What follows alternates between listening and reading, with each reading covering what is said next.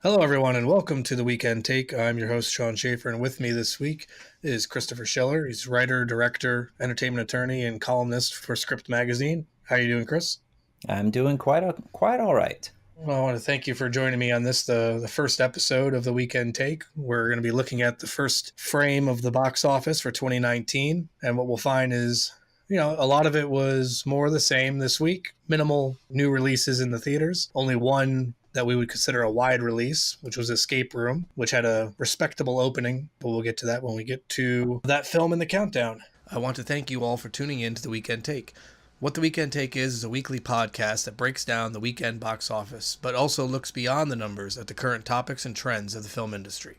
So the format of the show is we're going to first look at the films that dropped out of the top 20 this week. There were only two films that dropped out of the top 20 that were in it previously.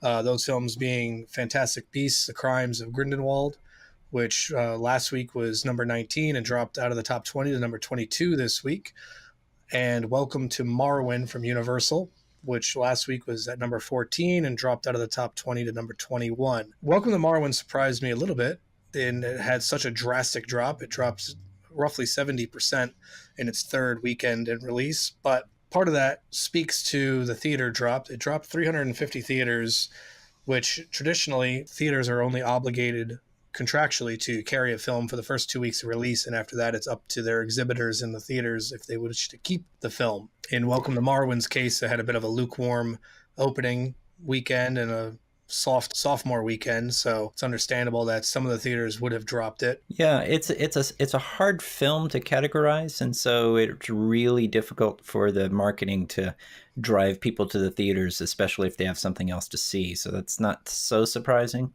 but it is disappointing because I was looking forward to seeing it. Fantastic Beasts, I did expect to drop out of the top 20 this week, only because it is certainly not living up to its predecessor, the first Fantastic Beasts and Where to Find Them. Currently, the second Fantastic Beasts film is trending roughly 70 million behind where the first film was at this point in its release. And on a $200 million budget, even with the combination of foreign and domestic gross, it's still trending very far behind the first film. So what do you think that says for the future of the franchise? Well, it's trending similarly to a lot of middle films in a trilogy that were intended to be middle films in a trilogy. And this one, I think the uptick will come when they close out the story with the third film. They may not go beyond the third film, but especially with the investments they have behind it and with all the peripheral stuff like the Wizarding Worlds tie-in that they could play off of, there's plenty enough for this to have a long tail, as they say in the business, whereas the box office is only your first blush at bringing in money with this franchise. I don't see it being a deterrent to having a third film. No, I mean, I feel the same way. I think that there will certainly be a third film. I think there is enough of a fan base to keep the franchise itself going. I feel like Fantastic Beasts falls into a similar fate as The Hobbit did versus Lord of the Rings. It's a follow-up franchise to something that was widely loved and universally accepted, and with the first set of Harry Potter films, which numbered there's 7 of the original Harry Potter 8 Harry Potter films. Yeah. And each one of them performed fairly well. But much like how Lord of the Rings, the original trilogy, were these billion-dollar money-making machines, we come into The Hobbit, which is not the primary intellectual property. It's just not the same. It's not the same story. And also The Hobbit being one small book being stretched out to a trilogy didn't really work out well for that franchise either. And I feel that Fantastic Beasts suffers a little bit of the same fate, and that most people on the street, if you ask them about Harry Potter, know Harry Potter, but they don't know, they're not familiar with what this is. They just know it's in the wizarding world. Right. It's got a lot of the esoterica of the elements of the book for those who are really geeks of Potterisms. But it is the first fully controlled J.K. Rowling work, and with her backing, I think they may be a little bit more lenient for the dollars that it gets brought in, just to keep her happy so that she can continue to do the things like the theme park elements, and got to keep her happy. with what she wants to do, regardless of whether it'll make money, so that you can make money on the things that you know how to do as a major franchise. It's kind of one of those all-inclusive packages, and not everything works perfectly. No, I agree. So we'll get into our top 20. So starting off the countdown at number 20 is Instant Family from Paramount. This weekend, Instant Family took in roughly $710,000 on 604 screens, averaging well at almost $1,200 per screen. Brought its cume up to $66.2 million on a $48 million budget. Instant Family finds itself right where it was last week at number 20. I suspect we'll be discussing Instant Family being one of the films that's dropped out of the top 20 next week. Yeah, I agree. It's a film that serves a particular niche. It has a particular audience, and that plays out about this length of time in the play. It's one of those weird genres where you don't have to see it the first week, unlike horror or something else where you need to be in the know of all the jumps and starts that are going to happen so that you can make fun of your friends when they jump. Those kind of family films that just kind of please everybody who has that kind of family approach, they can last only so long, but they can last for longer than the first weekend. So moving on to number 19, dropping from 17th place this week, is Creed 2 from MGM. Creed 2 brings in $973,000 in its seventh weekend of release, dropping just 38.6% and only dropping 175 theaters.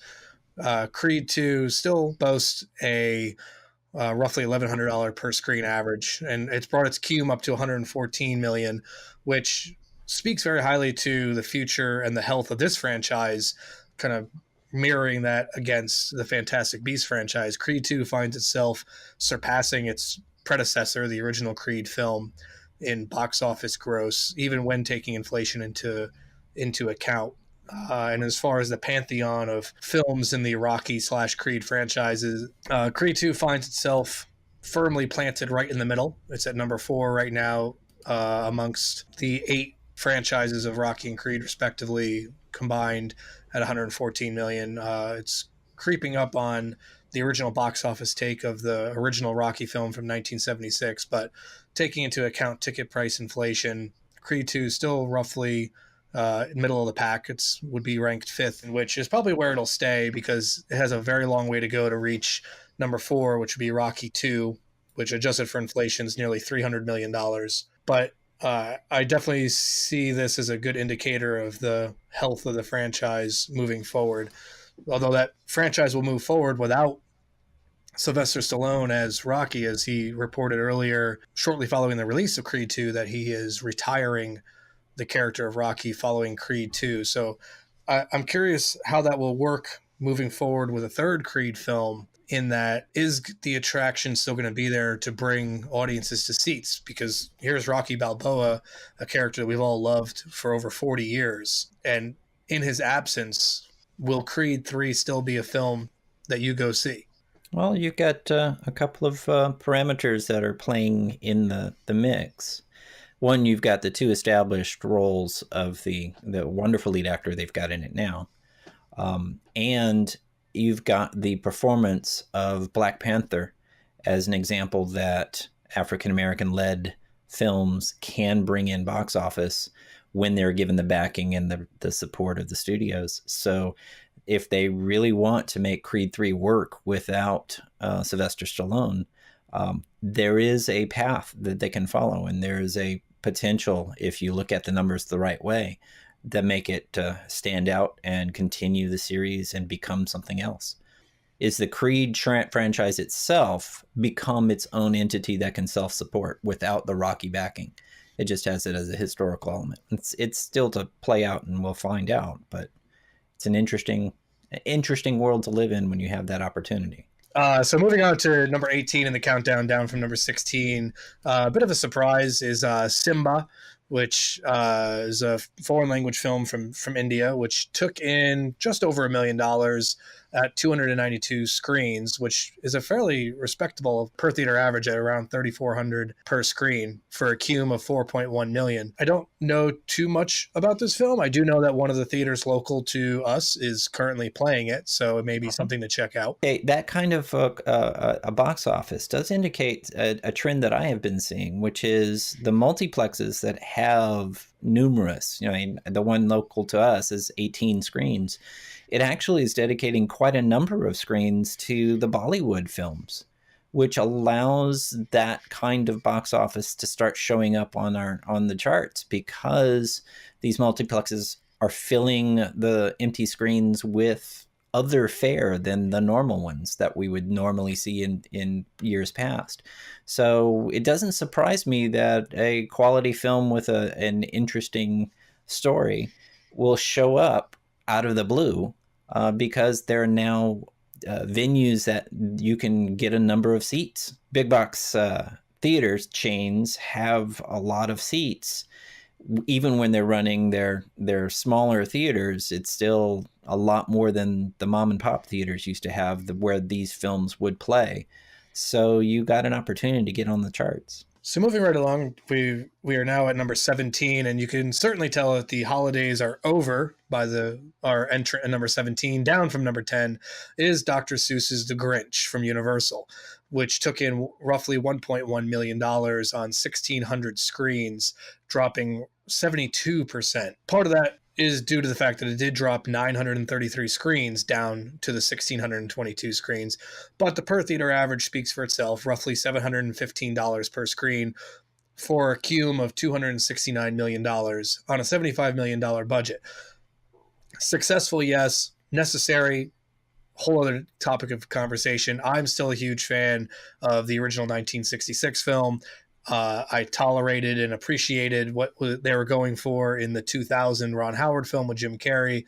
This film I took my daughter to see, who's 7, so I see every children's film known to man that comes out. I sat down and watched this film, and there were moments that I enjoyed, but I did feel that it was very bloated and extended out to tell a story that the 1966 version told in 22 minutes in roughly 87 minutes. All that aside, again, money talks, and $270 million in the bank is certainly nothing to sneeze at. Because of that, I mean, the studio sees this as a success, but I feel it was unnecessary. How do you feel about this particular intellectual property being rebooted yet again? Was it necessary?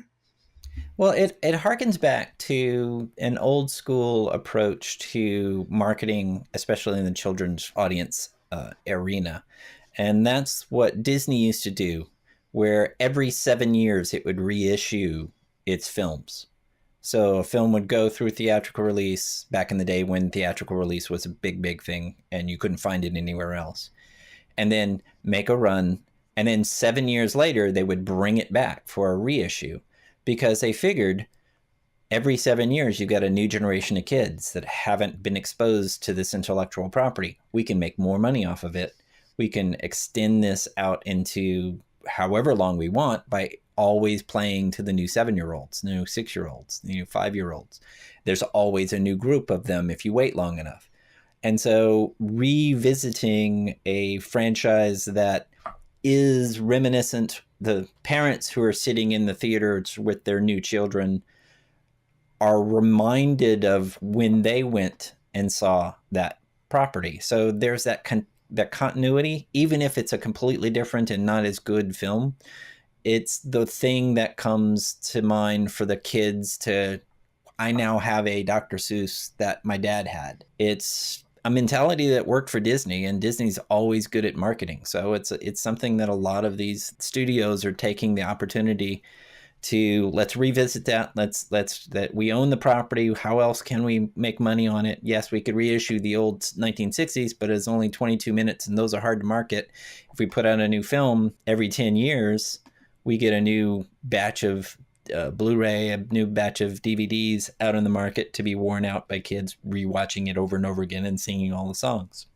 Mm-hmm. That's just marketing. Oh, don't even get me started on the songs. The music for this new Grinch film was abysmally horrible. Yeah, no, it's just it's hashtag not my Grinch. So I mean, but again, money talks, and looking at the Dr. Seuss properties that have been released primarily by Universal, the only exception being Horton Hears a Who, which was released by Fox.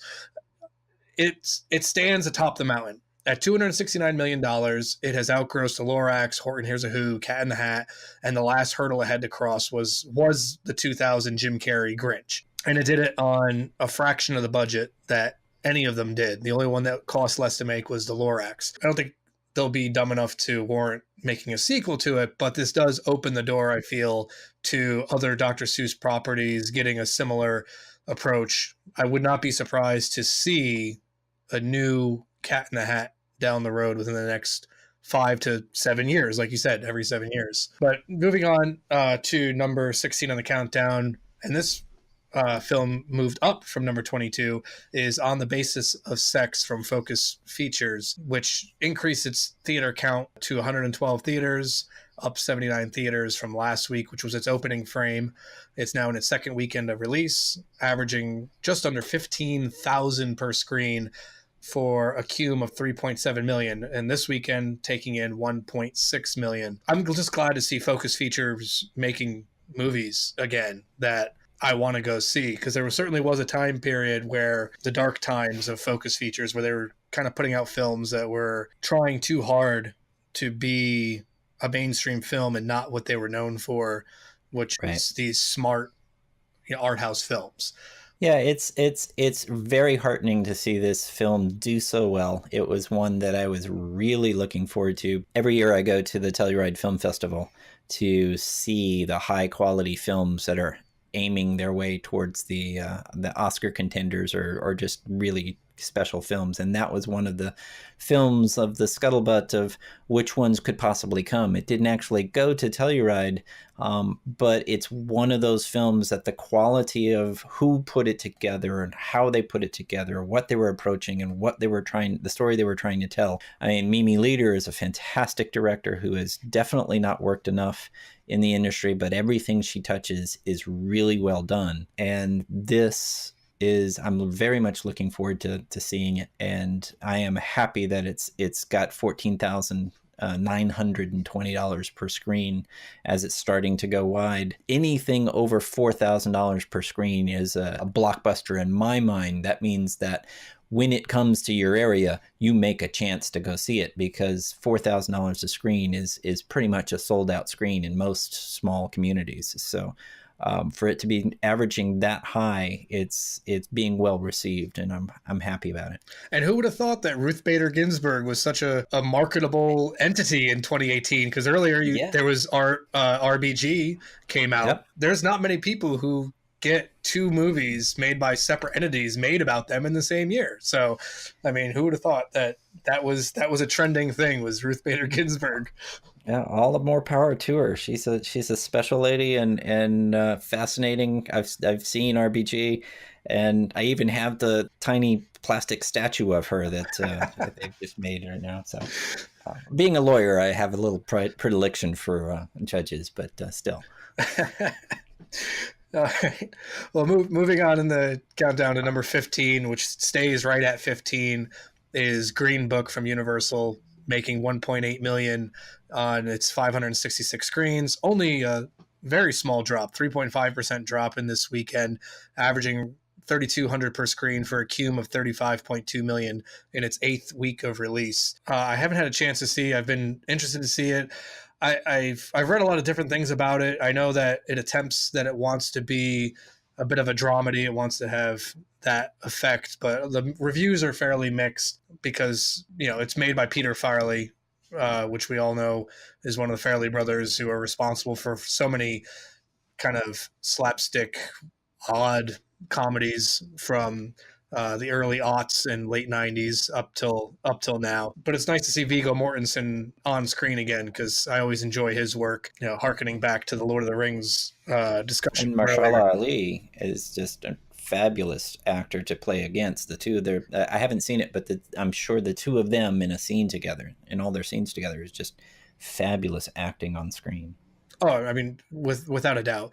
And it's just, it was interesting for me to see that, you know, in the same box office weekend, that Universal really has their, you know, kind of fingers in a lot of different pies. I mean, because they've got a couple of dramedies, as I'd call them, out with Welcome to Marwen and Green Book, and then we just discussed Dr. Seuss's The Grinch, you know, which is none of those things. So it is good to see some diversity in the releases of a studio as big as Universal. Definitely. Moving on to number 14, another kind of, I would say, smaller studio indie darling, which is going to make a lot of waves, I think, in this awards season, is coming in at number 14, moving up from number 21, is If Beale Street Could Talk from Annapurna Pictures. It earned $1.8 million this weekend on 335 screens. That's an increase of 270 screens for that film,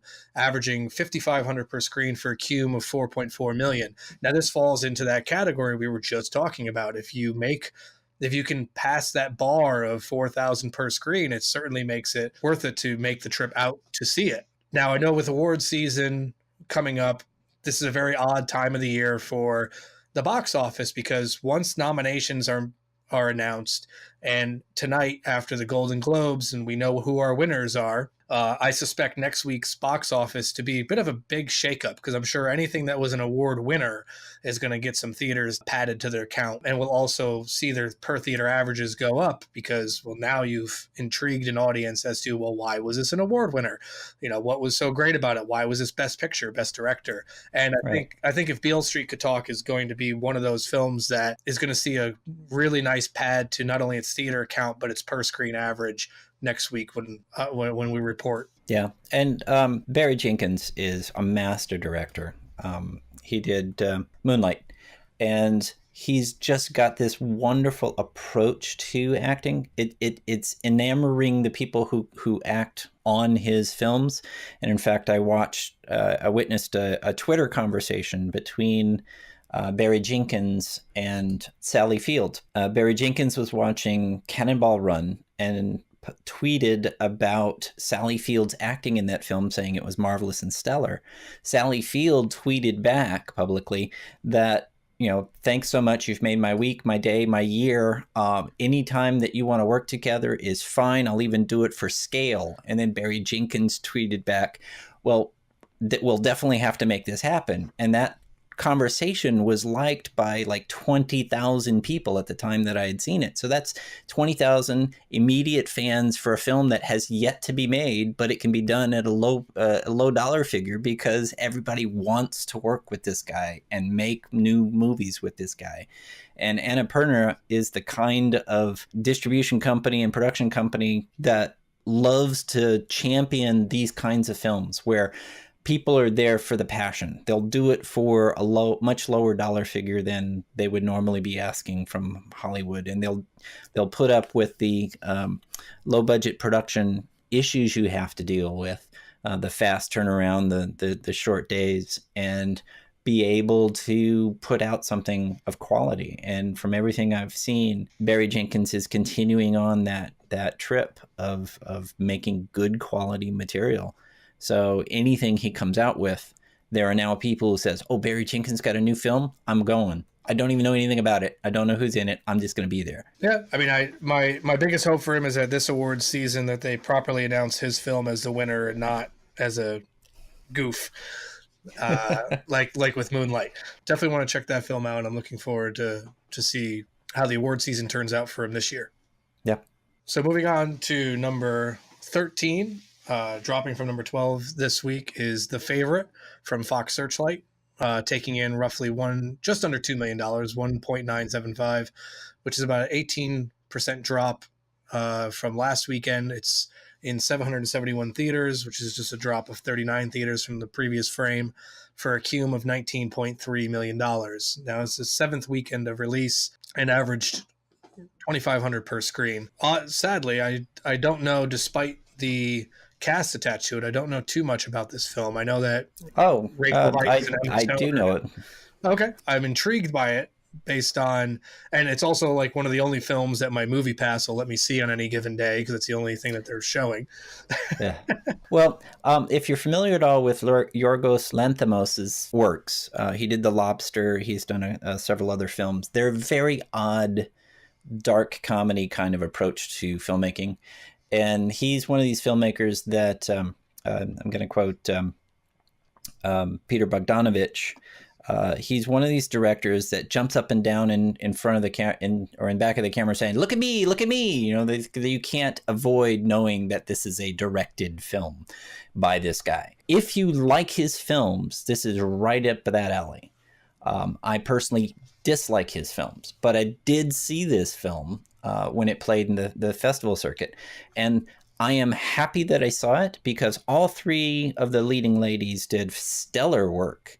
And Olivia Colman's performance as the Queen Anne was incredible in the right kind of mix of exactly what needed to be done with such subtlety and such fullness of person that she is rightfully in the discussions for Best Actress as the awards come around. And Rachel Weisz and Emma Stone are fabulous supporting characters. And it's an odd film. It's historically based, but don't trust anything that's in it to be historically accurate. And that's okay with the people who made it. You know, it's one of those things where a director's personality can draw you to a film or it can repel you from a film. But once you get into that darkened room, anything can happen on screen. I feel this. I mean, I feel the same way that you're discussing Yorgos as a lot of people, I think, feel about Wes Anderson. Wes Anderson films can kind of fall into that same, just that same mentality. You either can really appreciate his work and the kind of auteur nature and the artistry in it, or it's just far too strange for you and it turns you off. I happen to be of the prior. I enjoy Wes Anderson's work, but it's one of those, it's certainly an acquired taste. Like you have to have an interest and an appreciation for what he does, and it sounds like Yorgos is very similar. Yeah, it's trend with a lot of the up and coming directors that they're no longer scared to have their thumbprint on every element, every frame of the films that they create, and they'll live or die with that element. This is my kind of film, and this is the way that I speak cinema. And like it or not, I don't care. This is every film I make is going to have my stamp on it, and you'll know that it's me. Moving on in the countdown to another film that, with your endorsement of the female leads of The Favorite and the kind of context that it's meant to be historical, but probably not the most accurate, moving right into number 12 on the countdown, dropping from number 11, here we are again with a similar film. We have Mary, Queen of Scots from Focus Features, which took in $2.2 million this weekend, which is just an 18.5% drop, very similar to the drop The Favorite had this week. Playing in a bit more theaters, playing in just over 1,000 theaters, but a lower per screen average. So it balances out in that way where it made more, but on more screens, but fewer butts in the seats, for a cume of 13.4 million, just under 13.5 million. Now, the leading ladies of The Favorite may have some competition from this film here, Mary, Queen of Scots. I mean, Margot Robbie and, oh my, I always butcher this poor actress. Saoirse Ronan? Yes, thank you. I mean, just based on the trailer that I saw for the film, the thing that immediately drew me in were these two actresses. The story, not so much. I think that this is a very similar demographic, similar trajectory as The Favorite, based on what you're telling me about The Favorite. Yeah. And I think with these two actors particularly, it's a very interesting trend in Hollywood to start seeing actresses, actors being able to take roles that are completely different than the last thing that they did and completely involved in them. Saoirse Ronan and Margot Robbie, their last roles were fantastic and nothing like the roles they play in this film.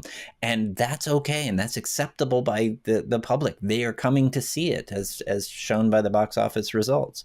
I mean, it's a wonderful world that you're not typecast anymore. If you're a good quality actor, you can take that left turn and people will go with you. It's especially with female actors in the business, that's always been a difficult thing to do. And now it looks like you have the opportunity. There's enough interest for not having to play the same kind of roles over and over again, because that's all you're offered. It's refreshing. It is. And I mean, seeing, Margot Robbie, who maybe 10 years ago, she does something like Suicide Squad and she's Harley Quinn, and that could have been it. Like, she would have been Harley Quinn. Like, it would have been very hard to break away from something like that. But you look at the current landscape, and she turns from doing Harley Quinn and then goes and turns a lot of heads with playing Tanya Harding in I, Tanya. Right. But I do suspect to see Mary Queen of Scots at least making its rounds as this award season ramps up as well. Yeah. So moving on to number 11, up from the number 13 position this week, is Bohemian Rhapsody from Fox, which tacks on $2.4 million more onto its $193.6 million cum in its 10th week of release. The film actually saw an increase of 2% from last weekend, but it also added 200 theaters to that. The film had a 2,200 per screen average, which for after 10 weeks of release, even in a holiday frame like we are, is still pretty respectable. Yeah, it's still holding up. And, again, with the award season ramping up, I'm sure that there's going to be talk for Rami Malek portraying Freddie Mercury. And I'm sure that with the award seasons and nominations and things coming up, that even this film, after 10 weeks of release, will probably see a little bit of padding in the weeks ahead, thanks to the award season. This is probably in my top 3 of films I feel like I need to see in theaters like now, especially after 10 weeks of release. Ever since the first trailer dropped, I needed to check out this film, and I'm disappointed in myself that I haven't yet, but I've heard mixed reviews. And that's shown by the relative scores. You look at Rotten Tomatoes, Bohemian Rhapsody has a 62. You look at Cinema Score, it's ranking as an A right now. So it is very mixed between critics and viewers alike. I personally want to see it, if nothing else, for the music. And I've heard good things about the production value of how they approached a lot of this historic elements, and that's intriguing to me as well. Have you seen the film yet or no? I have not. That one may have to slip past because I get so many films on my list that I'll have to wait to see it on the dreaded streaming channels. Next in the countdown is a film that I have no interest to see whatsoever in theater or otherwise. Number 10 this week, dropping from number 7. It should have dropped to number 100, is Holmes and Watson from Sony, which took in $3.4 million more to tack on to make its cum $28.4 million. It did drop 54% this week, even though it gained 4 theaters. So it's currently sitting in 2,780 theaters for a per screen average of 1,200 per screen. I'm sorry, I have to be very blunt about this. I have not liked Will Ferrell in anything except for Elf. I have no interest whatsoever in films like Step Brothers, Talladega Nights, even Anchorman. I saw the original Anchorman in theaters. I almost walked out of that. And apparently the joke is getting old, because there's reports all over the place of people walking out of this movie. My favorite review of reading it about it was someone said that Holmes and Watson enters a sort of comedy cubist state where you're not sure anymore if it's meant to be a joke or if it's meant to be funny. Right. I mean, I didn't even know this film existed. I happened to catch an advertisement for it, which leads me to believe that there really was no intention to fully market this film. In fact, I read an article saying that Sony tried to pass this film off to Netflix, and after early test screenings, Netflix declined entirely because they had spent $50 million previously on another Sony product when they bought Cloverfield Paradox. Oh yeah, and we all know the mixed trending towards bad reviews that film got. So I think Netflix felt did not want to get burned twice by this relationship, and so they left Sony to deal with the mess that it made. The person I feel the most sorry for is John C. Reilly, because he is an extremely good quality actor. But I think he suffers the consequence of being a good friend as well. Mm-hmm. And so when someone like Will Ferrell says, "Hey, come be in this movie with me," John C. Reilly is a good enough friend and confident in his acting ability to say, "Okay, I think I can play this role at the level that you require me to play this role, and we'll just have a good time and we'll move on from there." I have seen him in fabulous stuff, including on stage, and he's just this stellar actor when given quality material and asked to perform well. And he will also not overshine anybody. If he was really that good of a friend to Will Ferrell or anybody who put the time into making this film, he would have been like, "Listen, I think you've had a bit too much to drink. I think you need to let this one go. Don't make this. Don't do this." Yeah. But I mean, that transitions nicely into number 9 this week, which is another John C. Reilly part that I would watch a million times over before watching anything he's done with Will Ferrell. Ralph Breaks the Internet, or Wreck-It Ralph 2, whichever you want to call it. John C. Reilly obviously playing the title character of Wreck-It Ralph. And you know what? I'm sure that his performance is both better and funnier in this film than anything that Holmes and Watson had to offer. I took my daughter to see this film as well. I enjoyed it. Perhaps not as much as the original. It was reaching at times and did hit upon a lot of currently trending topics that I think if you go back and look at this film 5 years from now, you might be like, what's the joke? I don't get the joke, because it's not, it's not a lasting joke. But for the time frame it's released in, for being released in late 2018, the jokes are funny. The story is still relevant. But Ralph Breaks the Internet stayed at number 9 this week, taking in about $4.7 million, which is only a 30% drop in its 7th weekend of release. Still averaging roughly $2,300 per theater for $187.1 million cum, which all things considered is pretty good. I mean, it won't reach the heights of a lot of the other films that are in the same genre that came out around the Thanksgiving time frame. I looked up, some films to compare to it. I mean, obviously you've got Frozen, which is the pinnacle of repeatable songs, and right, that came out around Thanksgiving. I mean, Moana, Tangled, Toy Story 2, even Coco, which came out last Thanksgiving time frame from Pixar. When you compare it to those, Wreck-It Ralph falls just kind of short of all of them in the box office. But I mean, it fares well with audiences, both on Rotten Tomatoes and CinemaScore. It's an 88 on Rotten Tomatoes, which is enough to be considered fresh, and an A- on CinemaScore. I feel like this will certainly push it to complete the trilogy. This doesn't suffer the same fate as a second entry typically does, as we discussed earlier, like with Fantastic Beasts 2, as this second entry will probably by this time next week have passed the original film at the box office. The more important question is, how'd your daughter think about it? Oh, she loved it. She loved it. I mean, that's the audience. That's the key that industry needs to hear, is they're hitting the target audience perfectly, and anything else is gravy, and you're going to have a third one. Of course. And I mean, I think that's the main thing when you have these films that are geared towards children. That the parents are going to have to be dragged to this movie, and what you really want them to leave the theater with is not only the child liking it, but at least the parent getting some level of enjoyment or entertainment out of the film. And I did. Good.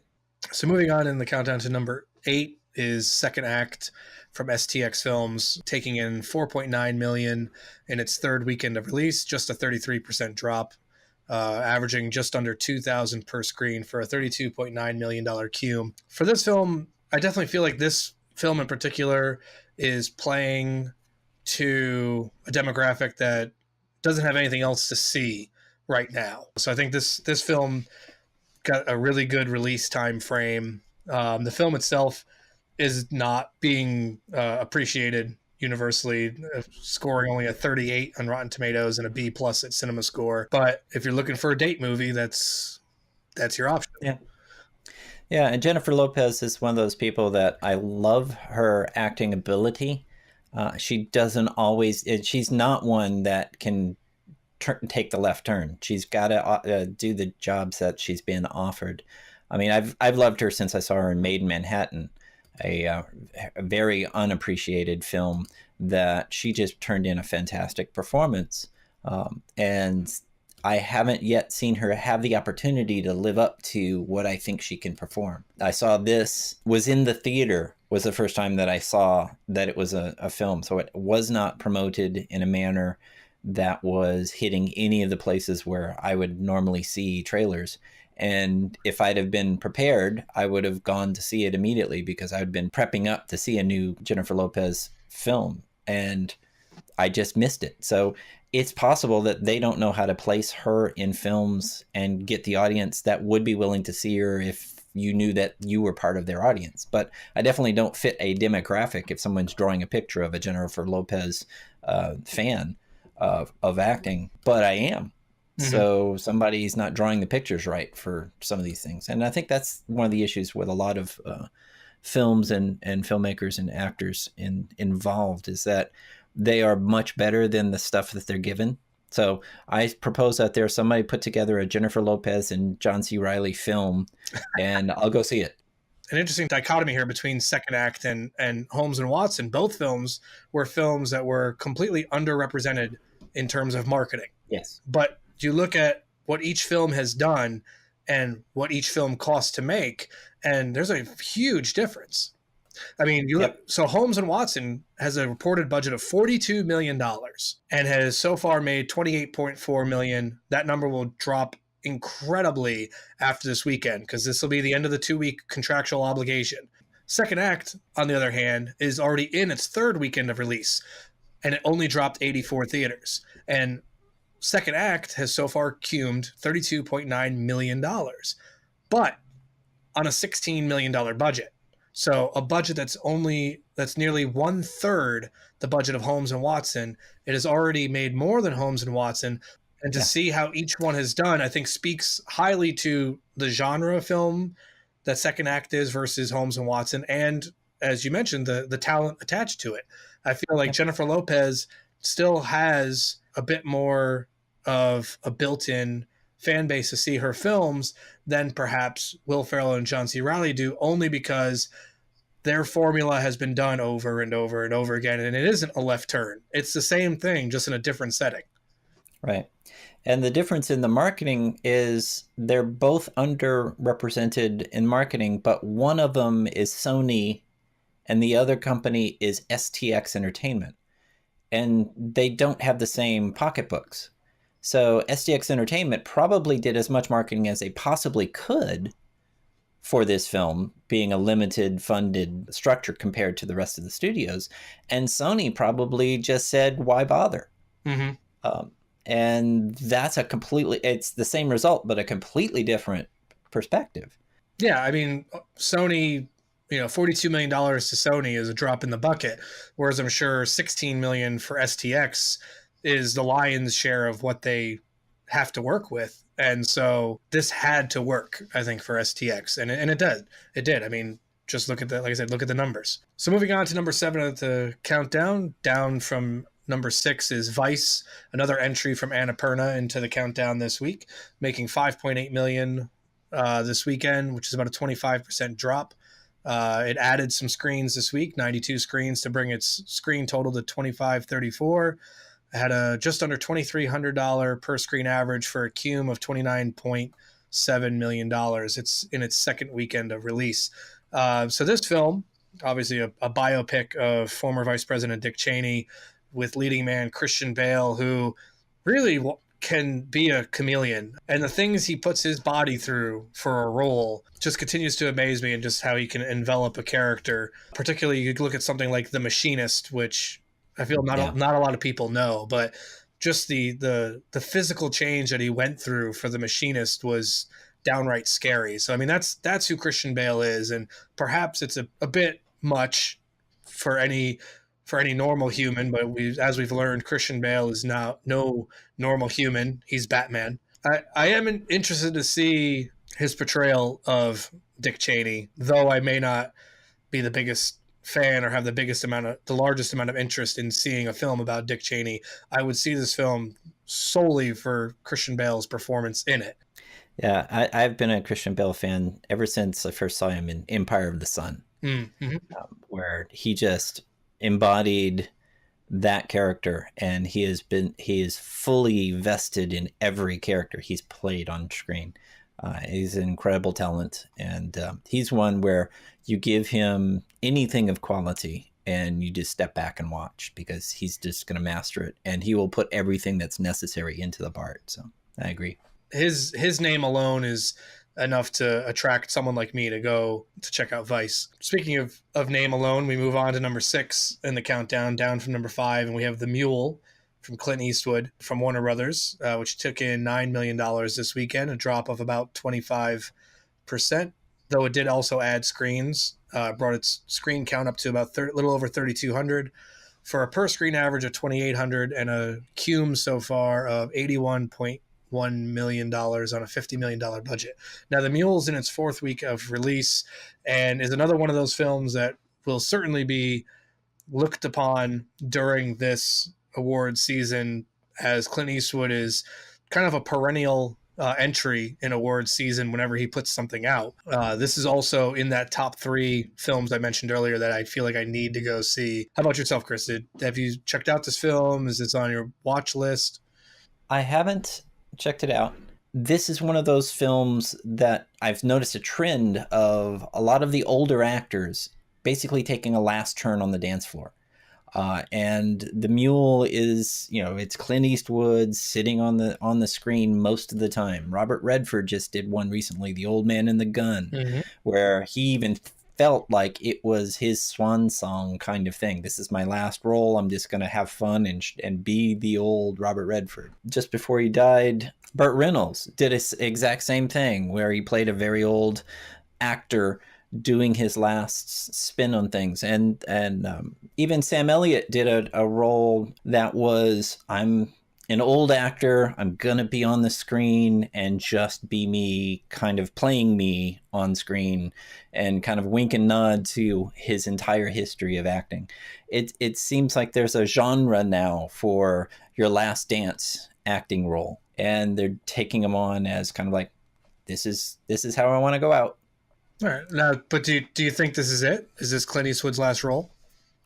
Clint Eastwood's one of those people that I have failed at predicting for so often that I've stopped trying to predict what he's going to do next. He's always entertaining, and in fact, I have adopted his approach to running a set, at least in the not saying action approach, as you know. Mm-hmm. That whole laid back approach to having a calm set, not taking many takes, just kind of easing into it and easing out of it. That kind of approach, you can keep making films forever because it's not stressful when you do it that way. So he's unusual. So I'm not going to predict whether this is the last one or not, but if it is, it's fitting and falls right into that same perspective. All right, so now we've gotten into the top 5 for the countdown, and at number 5, down from number 3 this week, is Bumblebee from Paramount, which added $12.7 million to its box office this weekend, a drop of only 38.9% in its nearly 3,600 screens, had an average of roughly $3,500 per screen for a cum of $97.1 million. Now, that $97.1 million might seem great, but it's up against a $135 million budget. I really feel that this is one of those films that, like, after how badly the last entry in the Transformers franchise was, why do this? I mean, granted, overseas is going to end up saving it because it made $192 million overseas, so it's up to roughly $290 million worldwide. Great and all, but this is another one of those films, like, I feel like it's franchise fatigue at this point. Like, not everyone is associating this as being a fresh start or a prequel. They're just seeing it as a Transformers film. Or, well, actually, they're marketing it completely not as a Transformers film. There's no Transformers name in any of the title or any of the literature on the posters. and it's not in the trailers. There's very little reference to anything else. It's a buddy picture with a cute girl in a car. It's going to test that theory that you had earlier about, can you take a franchise without the main attractions of the franchise and push it forward? It's like what we were talking about with Creed. It's like, this is taking one character, and a subordinate character at that, through most of the franchise, and then pushing it to the forefront and not using any of its supporting cast in any significant way, and seeing if it can hold its own. And also turning him into a Volkswagen Bug. Yeah. Well, he was able to change manufacturers. It's not like it's his agent said it was okay. Okay. Well, I mean, as soon as I saw him as a bug, I was like, oh, so this is a crossover from Herbie. Yeah. Yeah. I mean, this goes back to earlier when we were talking about, are you hitting that demographic? And I feel like Paramount marketed this film to attract towards children. They attract towards young boys because it's Transformers, even though they don't use the name Transformers. Anybody who's seen a Transformers film knows that this is Bumblebee. But putting a young girl in the lead, it has that marketing towards a younger female demographic, and my daughter, who she likes Transformers and likes a lot of things that are traditionally skewed to a young male demographic, has no interest in this film. Does not want to see it. I showed her a trailer because we always try to pick a movie to go see, and she's just does not have any interest in seeing this film. I feel like they were aiming for it, and I think in some cases they're missing the demographic they want to come and show up to this movie, which is probably lends itself to why the film, is only at $97 million, which you can't help but compare it with other Transformers films. And if you do that, it's the lowest entry in the franchise, and it will end up being the lowest entry in the franchise.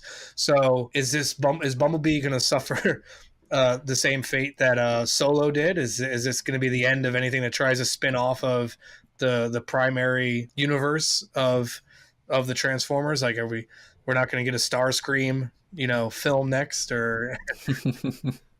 I don't know. That's a good question. I mean, it's going to have to be answered by the people who are making the film as to whether they go that route or not. But we'll see. And if it goes on for additional films, then we may or may not like that. But yeah, it's out of our hands. I mean, in all honesty, the people who have seen it have liked it. I mean, it's got a 93 rating on Rotten Tomatoes. It's considered fresh. It's got an A- score at Cinema Score. So the people who have seen it liked it, but it's just not enough of them are seeing it, I feel. Right. So we're saying that Bumblebee has no buzz? Wah, wah, wah. Yes, Bumblebee has no buzz. Moving on to number 4 in the countdown, Spider-Man Into the Spider-Verse. Now, my daughter had to see this film.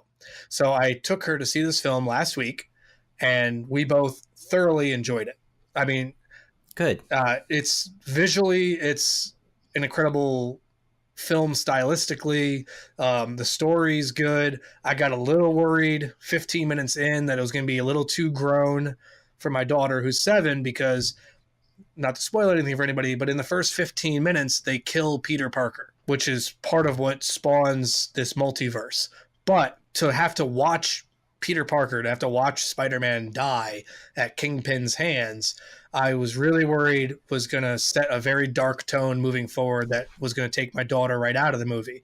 Now, she was upset that Peter Parker died, but was still able to stick with the movie, and we watched it through, and just, if for nothing else, it's an incredible visual film, but it also has a good storyline to go along with it, which, is bonus at that point. So Spider-Man Into the Spider-Verse from Sony this week made $13 million, which is only a 30% drop from its last weekend, though it did lose about 400 screens.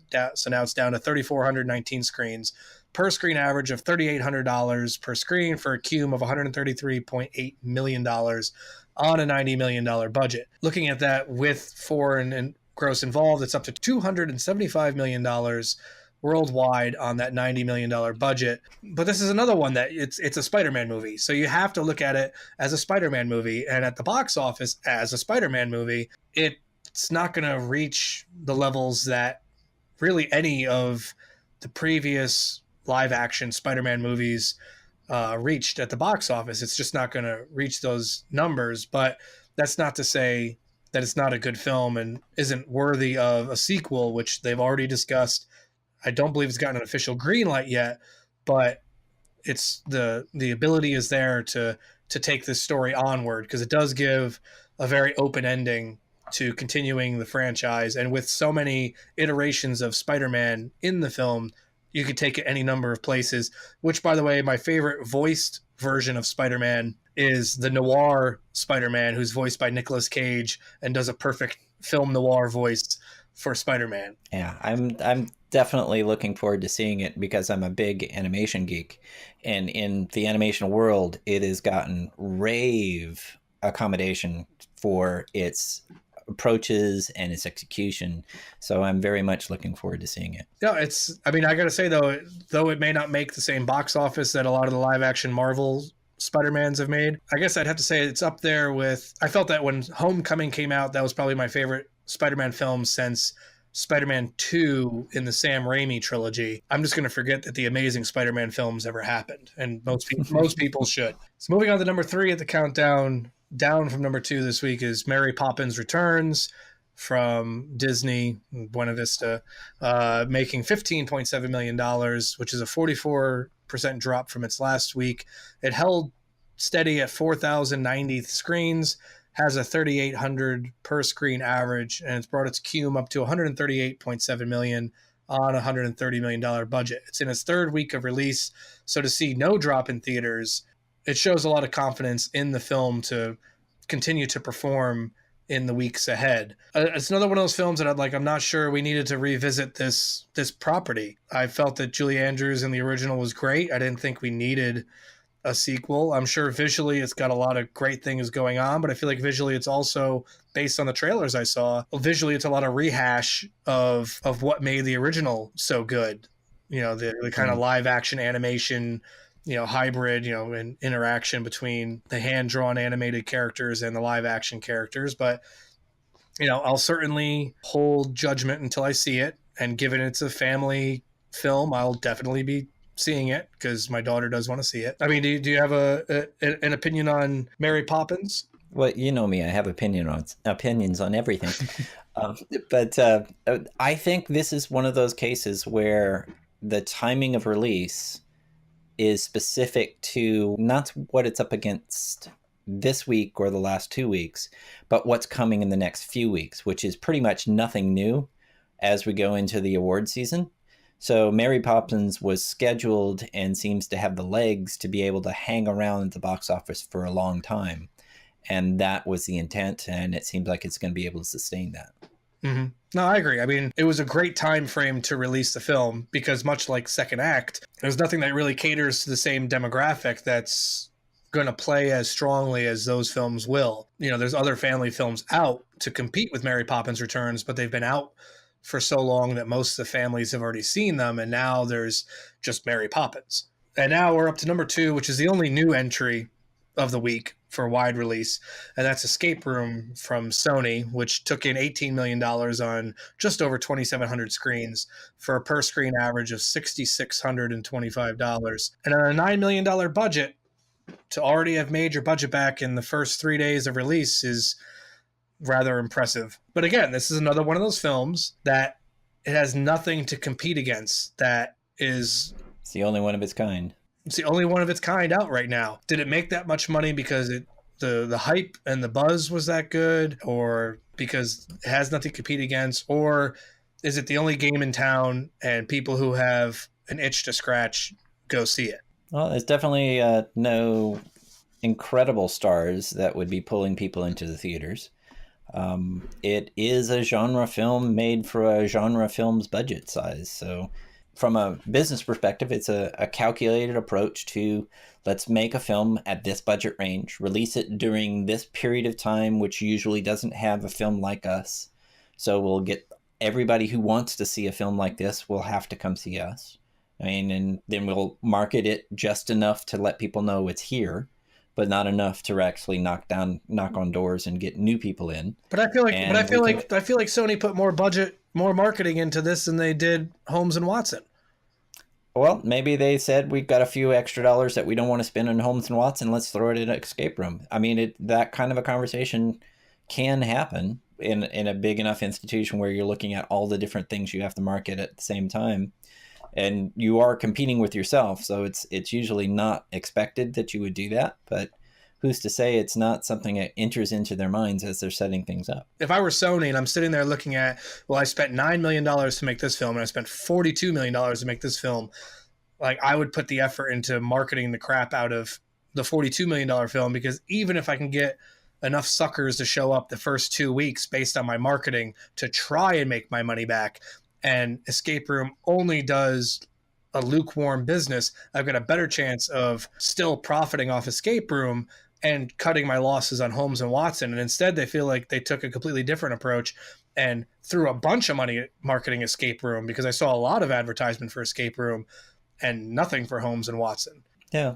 Well, I mean, the whole marketing genre, you should have somebody who's a marketing expert come and talk on it. And then I'll have to, find out how'd you figure out he was an expert or she was an expert, because I have yet to find out anyone who can logically explain the concepts of marketing as they go through the process that makes sense. It's all after the fact explanation of what we luckily happened into is what I hear most of the time. And so now we've finally reached it. We are at number one on the countdown. No surprise here. For the third weekend in a row, Aquaman is number one from Warner Brothers. And the biggest headline about Aquaman being number one for the third weekend in a row is Aquaman has now become the largest grossing film worldwide of the DC Extended Universe. Aquaman has brought its cume worldwide up to $940 million, which surpasses The Dark Knight Rises. So Aquaman at the box office this weekend, in its third weekend at number one, took in $30.7 million,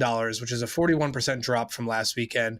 It actually added theaters to its already large number of theaters at 4,184, and still pulled in an average per screen of $7,337 per screen to bring its cume up to $259.7 million as part of that, as I mentioned, $940 million worldwide gross. I saw Aquaman and I was entertained by it, but not nearly as much as I'm entertained by any property of Marvel. I'm always more entertained by Marvel than I am by DC. So is it sad to say that, yes, it's number one for 3 weeks in a row. Yes, it's the biggest grossing film worldwide of the DC Extended Universe, but I still don't feel like it's successful to the brand in breaking out of the sour taste that something like our Batman vs. Superman and Suicide Squad put in people's mouths. That's putting an awful lot on a film. Really, when you think about it, I mean, Aquaman is one of those things that it was kind of like, yeah, we got to go to the next stage. And Jason Momoa is a fabulous box office draw. So we're going to start there and take his character that has been in 3 movies prior, and give him a full treatment and see where it goes. He has an opportunity, and it seems like even with the backlash of the previous films leaving sour tastes in the audience's mouths, Jason Momoa's character and the way he approaches the portrayal of it is refreshing. So giving him a full feature to see if he can take the entire ride was kind of like that's an easy call when you've got this much money at stake and you've got to spend it. Right. And I think that's kind of how they approach it. We've got this much money. We have to spend it. Let's pick something that seems safe enough and give it a go. To go back to this idea of Aquaman and the approach, yeah, I felt it was a refreshing approach to the typical super dark approach that DC, extended universe films have. But I felt like they were trying to approach it in a way that Marvel would approach it. I mean, Marvel always has, yes, there's elevated stakes, but there's always moments of levity. And previously in DC Extended Universe films, we're super serious all the time. So I definitely felt it was a fresh approach, but I just felt it was kind of like we're going to try and be a little bit more Marvel in this. Like, I think that's the biggest problem DC has is they don't have a unique voice yet. With as many Yeah. films as they've put out, they don't have a unique voice as a studio.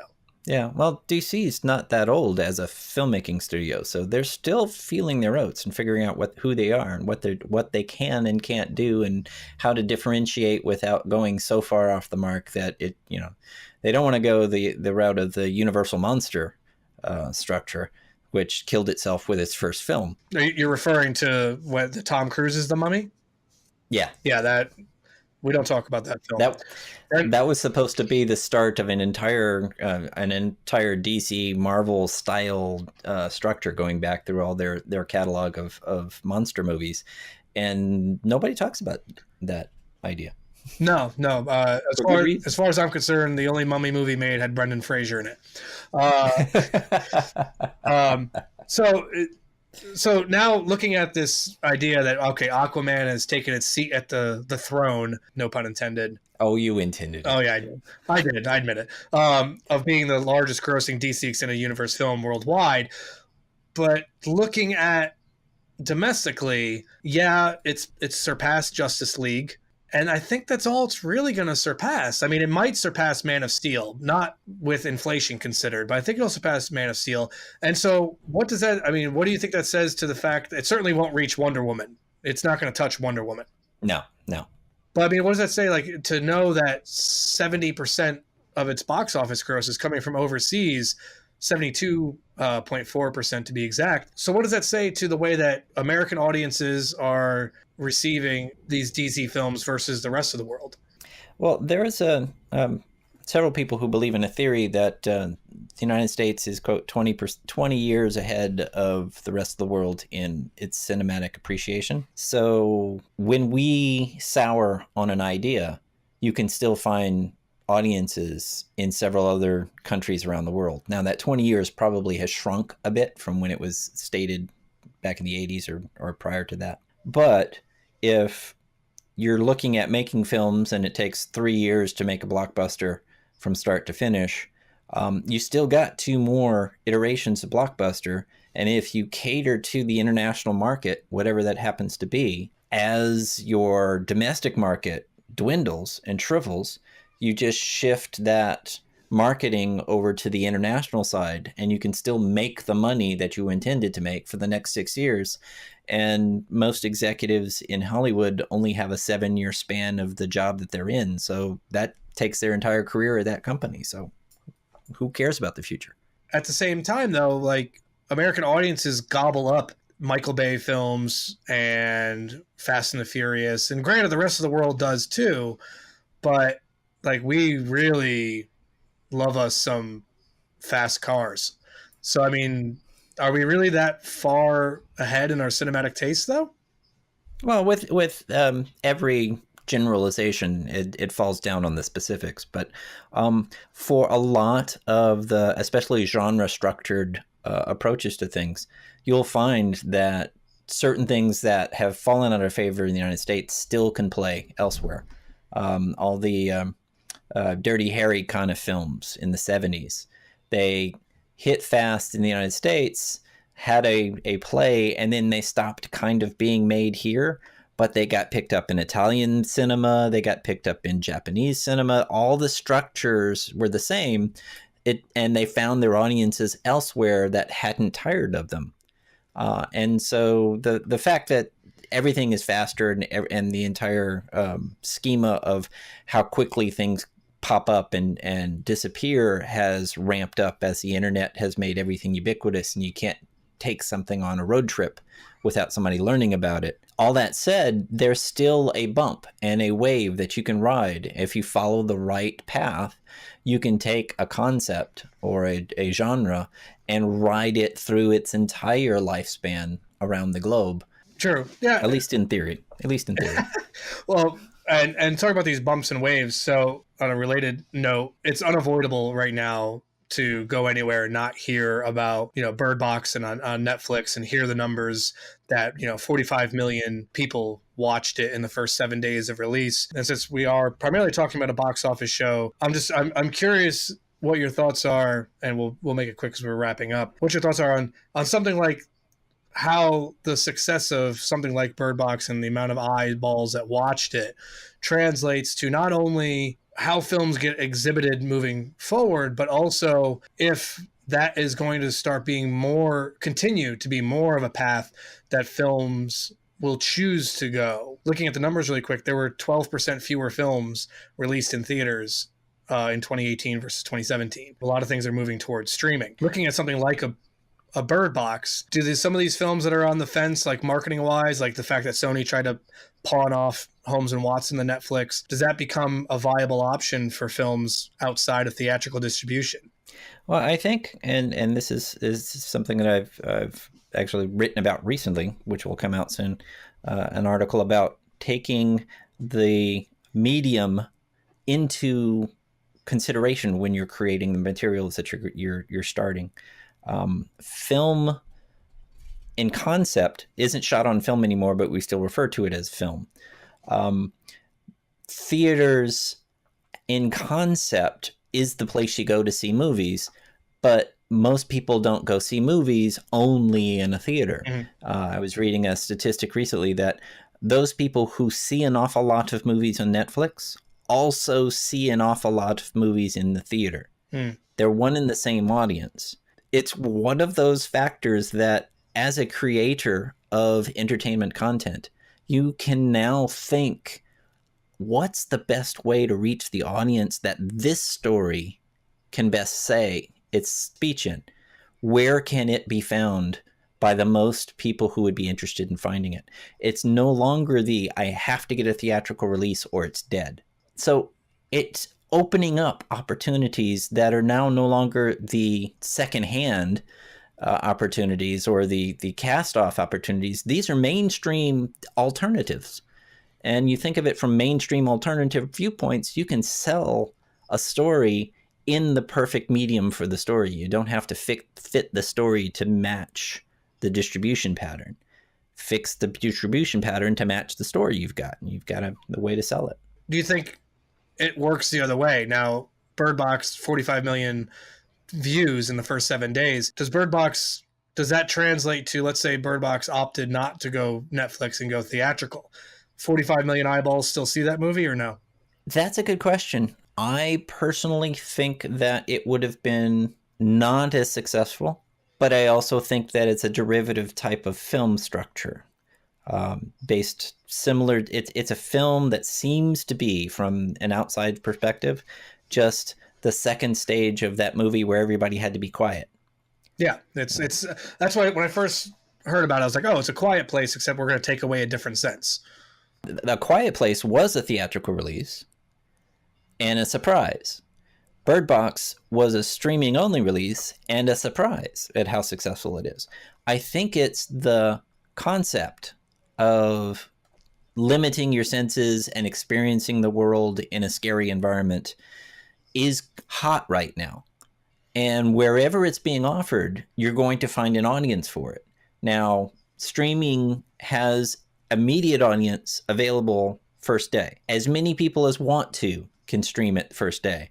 If you have a theatrical release, you're limited to the number of theaters you can get your film into. As we saw with the box office results, Aquaman had 4,184 theaters, which is 10% of all the reported theaters of the week. That doesn't leave that many theaters available for an experimental film that we don't know if there's an audience out there or not, but let's put it out. Netflix, hey, as many people as want to see it can see it. If it dies, we'll just take it off the streamer, the hard drives a little earlier. If it lasts, we'll keep it on until the run of the licensing agreement goes. So real quick, just to wrap up, we're looking ahead to next week. Good news for one of the previous films we talked about, On the Basis of Sex, is expanding to 2,000 theaters next weekend. So that'll be good to see how that film performs at a much larger market share. We have 3 wide releases coming out next week. We have A Dog's Way Home from Sony. We have Replicas with Keanu Reeves coming out from Entertainment Studios, and The Upside from STX Entertainment. Do one of these 3 films unseat Aquaman, or are we looking at a 4th weekend of Aquaman at number 1? I don't see anything until Glass, which is a couple of weeks away. as challenging Aquaman. I agree. I think A Dog's Way Home will have a fair box office opening. I think Replicas stands to do well because of all the people that are yearning for John Wick 3 and need to get a Keanu Reeves fix in the meantime. And I think the upside will just be the last nail in the coffin for Holmes and Watson because they're both comedies, or at least Holmes and Watson pretends to be a comedy. That's the real mystery about Holmes and Watson that needs to be solved, is what's funny about it. But yeah, I think I see Aquaman as being number one for a fourth weekend in a row. Yeah. So it's not all wet. So, all right. Well, that wraps it up for us. I want to thank Christopher Schiller for coming on and being our co-host this week. Thanks a lot. It was my pleasure. And I guess I will see or hear from you all again next week. Be sure to subscribe to the show. We are on Podbean. We also have a Facebook page at facebook.com/The Weekend Take. We are on Twitter at Weekend Take. Feel free to comment, contact us, and we'll see you all next week. Thanks. And keep seeing the movies. Thanks a lot for tuning in. Bye.